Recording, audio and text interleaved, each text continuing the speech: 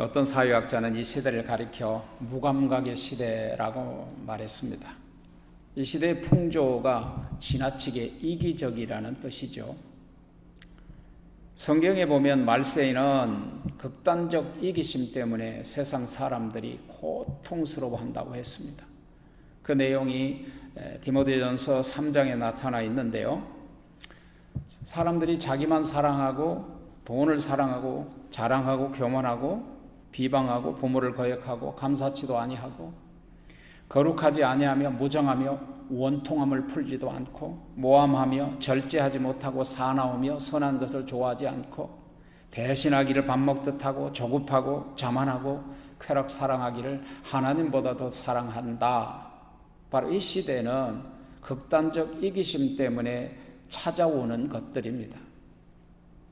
이것이 바로 고통의 시대라 그 말입니다. 한마디로 이기심의 극치의 시대입니다. 이 말세의 지말에는 극단적인 이기심과 영적인 무감각의 시대가 심화되는데요. 자기만 사랑하고 돈을 최고의 가치로 여기고 원통함도 풀지 않고 배반하고 절제하지 못하고 사나워지고 점점 사나워지고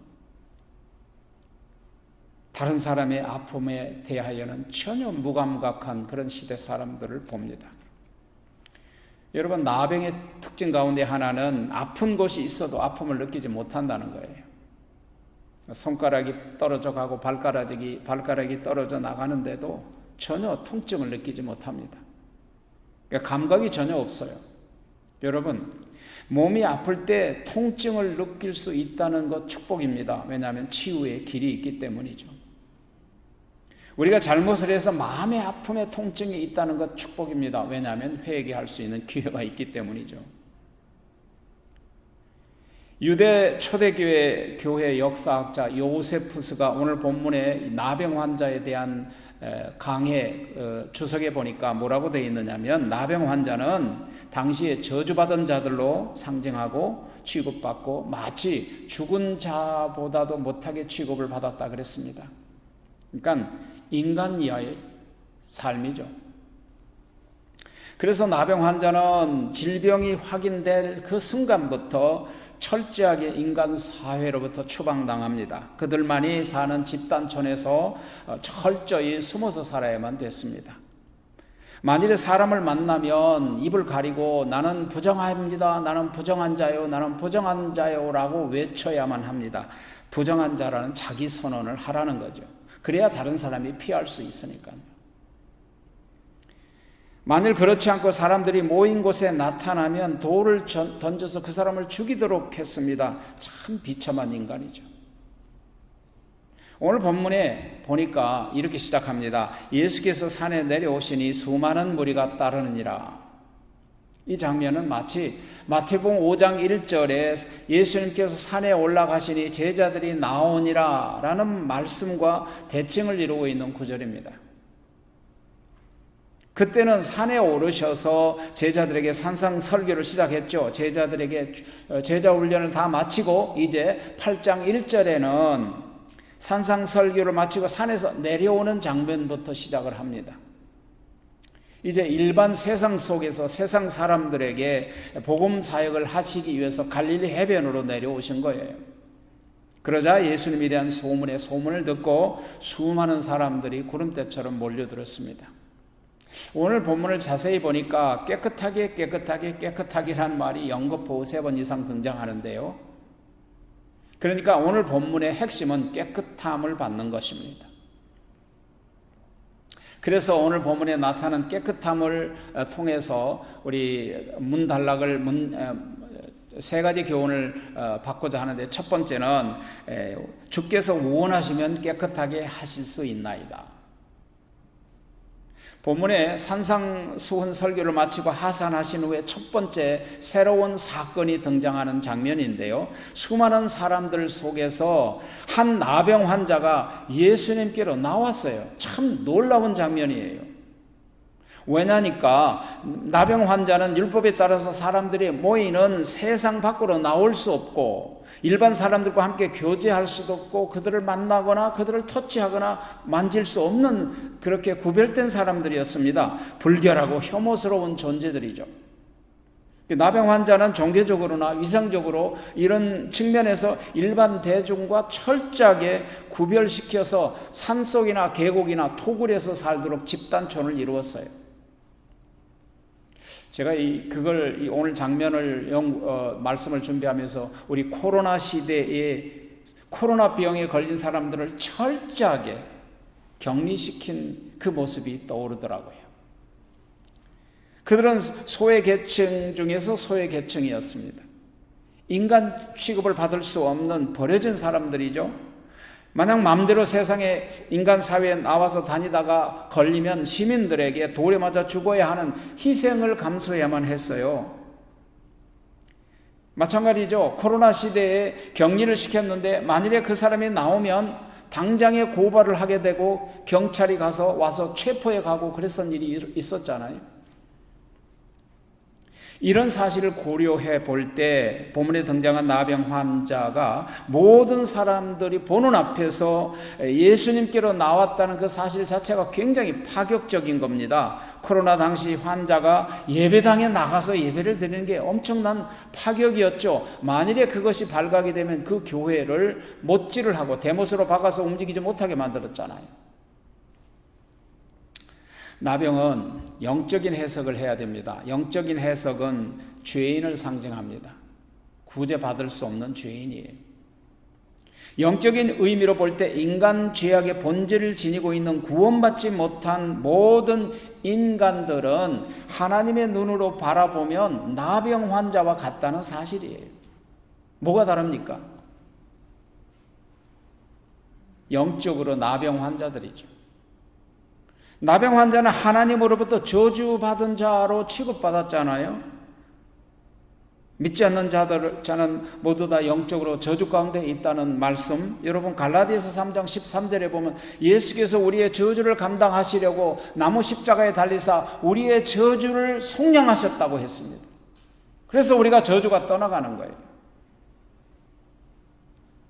그래서 이 나병 환자가 죽음을 무릅쓰고 예수님께 나왔다는 사실은 참 놀라운 일이다 그 말입니다.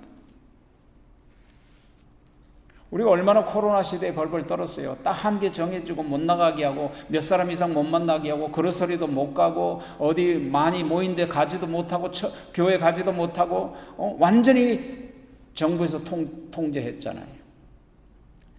예수님께서 재림할 때가 되면 적그리스도가 통치하게 되는데 교회 출석 못하게 하고 예배 모임 못 가게 하고 국가가 그것을 폐쇄할 거예요. 요한계시록에 보면 666표를 받지 못한 사람은 비즈니스도 못하고 그릇소리 마켓에 가서 물건을 사거나 팔 수도 없는 상황이 된다라고 우리에게 경고하고 있잖아요. 사람들은 그렇게 되면 서서히 예배도 못 가게 되고 그러면서 사람들은 영적으로 서서히 죽어가게 되겠죠. 사람들은 그런 생활이 일상화가 되기 오래가 되면 영적으로 점점 무뎌지고 무감각하게 되어서 영적인 나병 환자들이 되는 겁니다. 아픔도 느끼지 못하고요. 고통도 느끼지 못하는 영적인 나병 환자들이 된다 그 말입니다. 그런 상황 가운데서 오늘 나병 환자에게 우리가 배워야 할 교훈이 하나 있는데요. 어떤 장애물이 있어도 두려워하지 말고 구원자이신 예수님께 나아가야 한다는 거예요. 우리는 세속의 모든 방해와 박해를 이기고 과감히 희생을 감수하고라도 주님 앞에 나가야 돼요. 왜냐하면 예배라는 건 몸으로 드리는 거예요. 너의 몸을 산 제사로 드리라 그랬잖아요. 그 길만이 우리가 살 수 있는 길이에요. 그 길만이 이 나병 환자가 살 수 있는 길이었어요. 여기서 중요한 것은 나병 환자가 예수님께 이 나아갔다는 데 소망을 가지고 나갔다는 거죠. 우리가 예수님께 나온 거 오늘도 소망 가지고 나오잖아요. 오늘 이 세상을 보면 극단적 이기주의적으로 영적 무감각 속에 빠져 살아가고 있음에도 불구하고 사람들은 예수님 앞에 나오려고 아예 생각을 하지 않아요. 심지어 교회를 다니는 신자들도 문제를 가지고 있으면서도 그 문제를 가지고 기도 자리에 나오지를 않아요. 똑같은 현상이죠. 나병 환자가 군중 사이를 뚫고 예수님께 나와서 이 한 행동은 참으로 놀랍고 파격적인 것입니다. 그가 하는 행동이 뭡니까? 나와서 예수님께 절을 했다는 거예요. 그런 예수님 앞에 무릎을 꿇고 엎드려 절을 했습니다. 예수님께 경외심과 경배의 마음을 가지고 있었다는 말이죠. 여기서 절한다는 말에 프로세큐네이라는 말은 오직 하나님께 경배하는 데 사용하는 단어예요. 그리고 예수님을 두 번째로 주님이라고 불렀어요. 아니, 그 당시에 제자들은 예수님을 랍비어라고 부르고 선생님이여라고 불렀어요. 그런데 이 사람은 주님이라고 고백했다는 거예요. 이게 뭐예요? 파격적인 거죠. 주님이라는 건 이 헬라어로 퀴리오스인데, 이 퀴리오스도 마찬가지로 당신은 나의 주님이십니다, 나의 주인이십니다, 나의 왕입니다, 상대적으로 나는 당신의 종인입니다라는 고백이잖아요. 그래서 이것은 예수 그리스도를 구주로 고백한다는 핵심적인 신앙 고백을 했다는 거예요. 나병 환자는 예수님의 능력으로 문제를 해결해 줄 자신의 주님으로 믿고 나왔다는 거죠. 한 단계 더 나가서 이 나병 환자의 두 번째 고백이 나타나는데, 주여 원하시면 주께서 깨끗하게 하실 수 있나이다. 먼저 이 나병 환자는 믿음을 가지고 나갔죠. 자기 욕구를 충족시키기 위한 것이 아니라 주의 뜻을 묻는 성숙함이에요. 주의 뜻이 오면, 그는 예수님이 원하시기만 하면 자기 자신을 깨끗하게 하실 수 있다고 믿었어요. 만일 주님이 원하시지 않으면 자기는 버려진 자요 절망뿐이었었겠죠. 이 나병 환자는 사람에게 나가지 않았어요. 만일에 사람에게 나가면 돌에 맞아 죽었겠죠. 만일 우리가 어떤 문제가 있고 고민이 있을 때 어떤 사람을 만나서 얘기했다고 칩시다. 좋은 결과가 있을 것 같아요? No. 더 상처를 받습니다. 그런데 그는 예수님께 나아갔습니다. 그런데 예수님은 그에게 돌을 던지지 않으셨어요. 이 사람의 고백은 주님이 원하시면 나를 깨끗게 하실 수 있나이다라고 고백했죠. 주님이 원하시면 무엇이든지 하실 수 있습니다. 주님이 원하시면 저를 저주에서 해방하실 수 있습니다. 주님이 원하시면 나를 구원하실 수 있습니다. 주님, 내가 원하는 것이 문제가 아니고 주님이 원하는 것이 중요합니다. 내가 원하는 것을 하지 마시고 주님께서 해주시기를 원합니다. 주님, 나를 깨끗게 하실 수 있다면 해주십시오. 왜냐하면 나병은 일반적으로 하나님으로부터 받은 저주의 병이라고 일반적으로 다 통용이 됐잖아요. 그 당시에 구약 시대는. 그렇게 나갔더니 예수님의 반응이 뭡니까? 그 예수님의 반응이 두 번째로, 주님은 우리가 깨끗하게 되기를 원하십니다. 오늘 3절이잖아요. 예수께서 손을 내밀어 그에게 대시며 이르시되 내가 원하노니 깨끗함을 받으라 하시니 즉시 그의 나병이 깨끗하여진지라.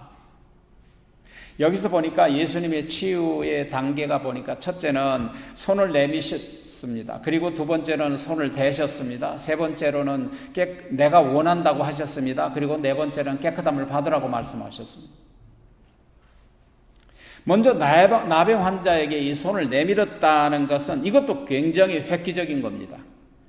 율법에 의하면 나병 환자를 터치하거나 나병 환자에 만지면 나병 환자의 저주와 나병 환자의 죄성을 오염된 것으로 간주되어서 율법상 나병 환자와 동일한 취급을 받게 된다, 그 말입니다. 다시 말하면 나병 환자로 취급을 받게 되는 거예요. 왜냐하면 나병 환자가 오염됐으니까, 나병이 오염됐으니까. 그러나 예수님은 율법의 완성자이시고 율법에 갇혀 계시지 않고 율법을 지배하십니다. 예수님은 율법의 주인이시고 율법의 제정자이십니다. 예수님이 부정한 자에게 손을 대심으로 말미암아 예수님이 부정하게 되신 것이 아니고, 예수님이 터치하셨으므로 터치받은 나병 환자가 치유함을 받았다는 사실입니다. 이것이 예수님이 치유자라는 거예요. 그 다음에 보니까 이 사람은 예수님은 자신의 손을 펴서 문둥병자에게 손을 대셨잖아요. 이 손 댄 것도 굉장히 파격적이죠. 예수님 왜 이런 행동을 하셨을까? 그것은 예수님이 그 사람의 영혼을 너무너무 사랑하신 거예요. 불쌍히 여기셨어요. 다른 사람들로부터 외면당하고 소외당한 그 사람이 너무나도 불쌍한 거예요. 예수님은 병으로 고통당하는 사람을 치유하시기를 원하십니다. 이처럼 예수님은 절망과 좌절에 빠져 있는 사람들이 주님 앞으로 나올 때 주님은 그 사람을 불쌍하게 생각하신다는 거예요.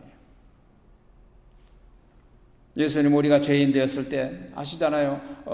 로마서 5장 8절 우리가 죄인 되었을 때 그리스도께서 우리를 위하여 십자가에서 죽으심으로 하나님께서 우리에게 대한 자기의 사랑을 확정하셨느니라. 어떻게 우리를 깨끗하게 하셨어요? 에베소서 1장 7절에 보면 우리는 그리스도 안에서 그의 은혜의 풍성함을 따라 그 피로 말미암아 우리에게 죄사함을 주셨느니라. 우리가 죄사함을 얻었느니라.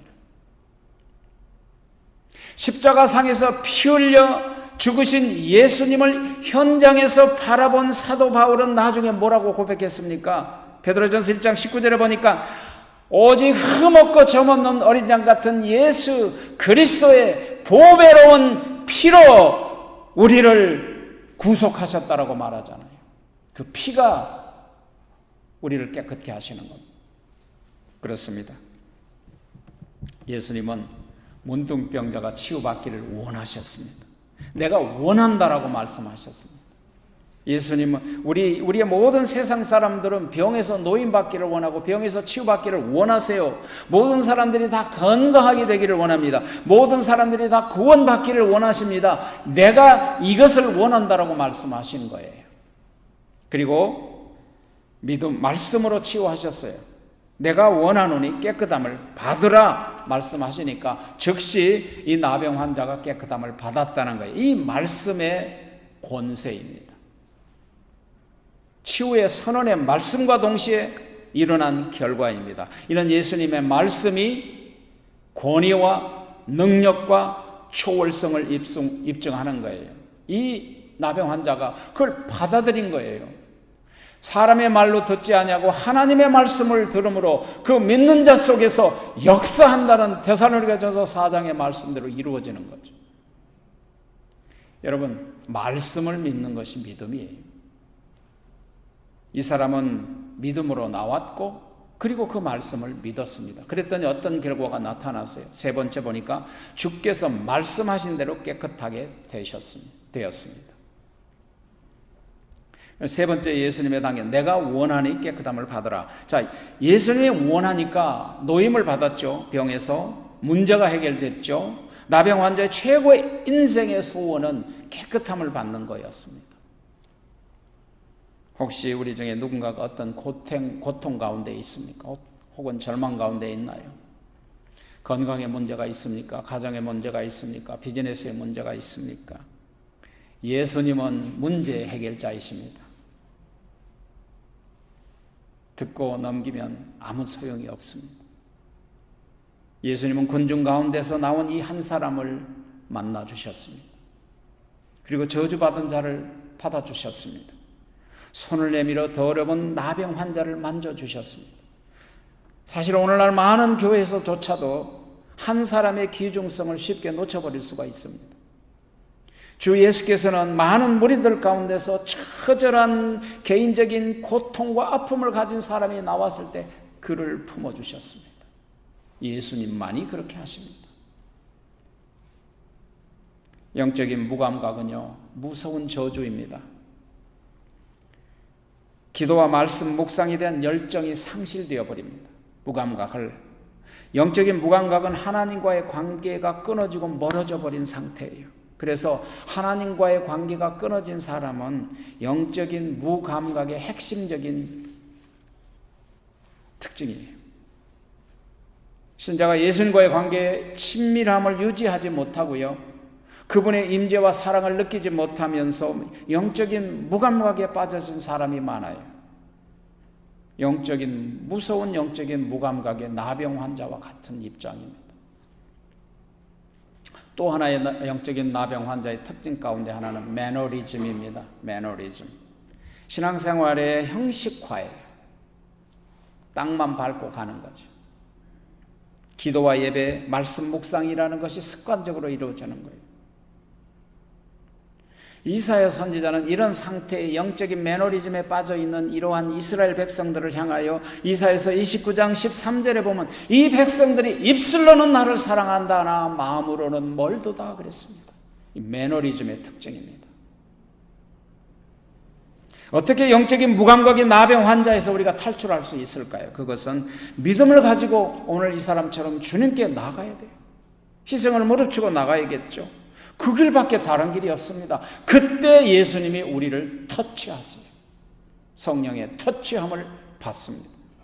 죄를 자복하고 주님께 깨끗하게 하실 수 있다고 믿는 믿음으로써 이 문제를 주님이 해결해 주시려는 믿음으로 가지고 나갈 때 주님은 우리를 터치하시고 우리를 영접해 주시고 우리를 만져 주십니다. 죄를 깨닫지 못하고 죄악 속에 빠져 있는 상태. 시편 기자 시편 17편 10절에 보니까 기름에 잠겨 있는 자들이라고 했습니다. 그 말씀을 곰곰이 묵상해 봤습니다. 기름에 잠겨 있는 게 뭘까? 여러분, 날파리가 기름에 빠지면 미끄러운 기름을 헤어나지 못하고 결국 허우적거리다가 기름에 빠져 죽어가는 것입니다. 영적인 나병은 말씀에서 멀어지고 예배에서 멀어진 그런 사람이, 그런 신자가 반복적으로 죄를 짓고 회개하지 않고 영적으로 무감각해지고 그것이 그냥 일상화되면 하나님과의 관계를 회복할 수 없는 기름 속에 젖어 있는 상태가 되는 거예요. 우리는 성령님을 의지해야 돼요. 성령님 우리 속에 계세요. 신자는 성령의 도우심과 인도하심에 민감하게 반응하지 않으면 점점점 영적으로 무감각하게 됩니다. 그래서 로마서 8장 13절에 보면 너희가 육신대로 살면 반드시 죽을 것이로되 성령으로 영으로서 너의 육신을 쳐서 복종시키는 살리라. 육신대로 사는 것이 무감각의 상태요, 기름에 빠져있는 상태인데 성령이 나를 쳐서 복종시켜야만 일어날 수 있다, 그 말입니다. 성경에 보면 한때 영적인 무감각에 빠졌던 위대한 한 사람이 있습니다. 다윗 왕입니다. 다윗이 충성스러운 군인, 자기의 충성스러운 군인 우리아의 그 아내, 자기 충성스러운 부하의 아내 바세바를 범하고 임신을 하자 탈로가 날까 봐서 두려워서 그 우리아를 저 전장에 나가 있는 군사령관 요압 장군에게 부탁을 해서 그가 전장에서 죽게 만들었던 무서운 살인 교사를 했던 죄를 범했습니다. 영적인 무감각이에요. 그러니까 그래 놓고도 양심의 가책이 없었어요. 하나님이 나단 선자를 그에게 보내시잖아요. 나단 선지자가 찾아와서 한 비유의 말씀을 했습니다. 왕이여, 한 부자가 있었어. 수많은 양과 많은 무리의 솥대를 거느리고 있는 이 부자가 한 손님이 왔는데 그 손님을 대접하려고 자기 것은 만지지도 않고 자기 아내처럼 자기 부인처럼 사랑하는 단 한 마리밖에 없는 그 양을 가진 그 가난한 사람들에게 양을 취하여 죽여 그리고 그를 대접했다오. 그 말을 듣고 있던 다윗은 그 사람을 죽어 마땅하다고 분노했습니다. 영적인 무감각에 빠져있는 그 다윗은 바로 그가 자기라는 사실을 전혀 깨닫지 못한 거예요. 그때 나단 선지자는 다윗을 향하여 뭐라고 합니까? He is right, you. 바로 당신이요. 그가 당신이요. 그 말을 듣자 정신이 번쩍 들었습니다. 가슴이 철렁했습니다. 앞길이 캄캄했습니다. 그래서 즉시 하나님 앞에 나와서 무릎을 꿇고 머리를 헤치고 회개하면서 금식하기 시작합니다. 다윗은 큰 죄를 저지른 후에 영적인 무감각한 상태에 빠졌지만 회개를 통해서 하나님과의 관계를 회복했던 거예요. 그는 하나님께 전심으로 회개하며 다시 하나님의 은혜를 구합니다. 다윗의 회개와 기도는 그를 다시 영적인 회복을 가져오게 했습니다. 영적인 무감각이 얼마나 무서운 것인가를 깨달은 다윗 왕은 기도하면서 그 기도문을 시편 51편에서 이렇게 기록합니다. 하나님이여, 내 속에 너무나 더러운 마음이 있습니다. 정한 마음을 내게 주시옵소서. 내 안에 거짓과 부정으로 가득 찼습니다. 거짓된 마음을 버리고 내 안에 정한 영을 허락해 주소서. 주여, 내가 하나님 주님을 멀리 떠났습니다. 주여, 나를 쫓아내지 마시고 성령이 내게 떠나가지 않도록 주여, 성령을 내게서 거두지 마소서. 내가 구원의 기쁨을 잃어버렸습니다. 주님, 구원의 기쁨을 회복해 주소서. 주여, 내가 게으름과 나태함에 빠졌습니다. 자원하는 마음을 내게 주옵소서. 나를 붙들어 주소서 라고 간구했던 것이죠. 그렇게 함으로 영적인 회복에서 건짐을 받은 거예요. 하나님은 이사야 선지자를 통해서 나병 환자와 같은 영적으로 무감각한 상태에 빠진 이스라엘 백성들을 향하여 이렇게 말합니다. 그게 이사야서 6장 9절이잖아요. 너희가 듣기는 들어도 듣지 못하고 깨닫지 못할 때요, 보기는 보아도 알지 못하리라. 뭐예요? 영적인 무감각 상태에 있는 사람에 대한 모습이에요. 그런데 예수님은 나병 환자를 치유하시고 한 가지 주의사항을 그에게 하십니다. 저주받은 사실을 삼가 아무에게도 말하지 말라는 거예요. 예수님의 복음서에 보면 예수님의 함구령에 대한 내용이 종종 나타나는데, 그런데 예수님께서 왜 치유받은 사람에게 함구령을 내리셨을까? 첫째는 그 사람의 영혼을 너무 사랑하셨어요. 두 번째는 이적의 소문을 듣고 백성들이 혼란에 빠질까 봐서 금지시켰어요. 세 번째는 치유받은 자가 혹시 교만하게 될까 봐 금지시켰어요. 네 번째는 종교 지도자들이 그 소식을 듣고 견제와 시기를 피하기 위함이에요. 다섯 번째는 예수님은 레위기 10상 14장에 나타난 율법을 거부하지 않고 율법을 지키기를 원하셨습니다. 특별히 예수님은 치유받은 그 나병 환자가 정결의식을 지키기를 원하신 거예요. 왜냐하면 그 영혼을 사랑하셨기 때문에. 이렇게 율법에서 말한 나병 환자의 정결의식을 지킴으로써 공개적으로 사람들 앞에 나가서 완전하게 치유받았음을 증명해 보임으로 자유함을 얻도록 하신 거예요. 나병 환자가 율법의 의식에 따라서 완치된 사실을 확정함으로써 제사장으로부터 나병 환자가 저주에서 해방을 받았다고 치유함을 확정해 가져와야만 사람들로부터 인정함을 받을 수 있었기 때문이죠. 그래서 먼저 제사장에 가서 그 나은 몸을 보이라고 하신 거예요. 당시에는요, 아무리 문둥병이 나았어도요, 제사장의 공식적인 선언을 받지 않으면 공동체에 들어갈 수도 없고 가족에게 되돌아갈 수가 없었어요. 믿어주지 않죠.